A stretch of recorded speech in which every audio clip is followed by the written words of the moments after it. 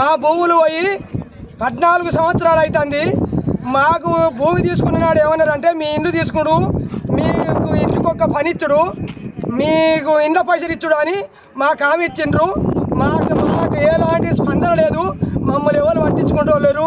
దుమ్ముకు ధూళికి మాకు కట్టుకొని బట్టలేక తినడానికి అన్నం లేక మేము అరవరాని ఊళ్ళో పంట పోయి బతుకుతాం తప్ప మమ్మల్ని ఎలాంటి జనుకోళ్ళు పట్టించుకుంటలేరు. మాకు ఎలాంటి పెద్ద పెద్ద మేధావులు కూడా మమ్మల్ని పట్టించుకుంటలేరు. మేము అందుకొరకు ఇట్లా ఒక 10 సార్లు 20 సార్లు ధర్నాలు చేసి మాకు ప్రతి మనిషి వచ్చి ఒక వారం ఆగు, ఒక 15 రోజులు ఆగు, ఒక నెల ఆగు అని ఆపుకుంటూ పోయేటోళ్ళే కానీ బాంచను. మాకు ఈ వరకు మాకు ఏం ముచ్చట చెప్పి ఏది మాకు ఇంటి తీసుకుంటలేరు, మాకు డబ్బులు ఇస్తలేరు. నిన్న ఒక కొండ ముసలామనటమే ఇల్లు కూలి చచ్చిపోయింది. 73 పిల్లలు తీసినాక మనిషి వెళ్ళింది. అలాంటి కాడికి కూడా ఏ మనిషి రాలే. మాకేం చెప్తలేరు.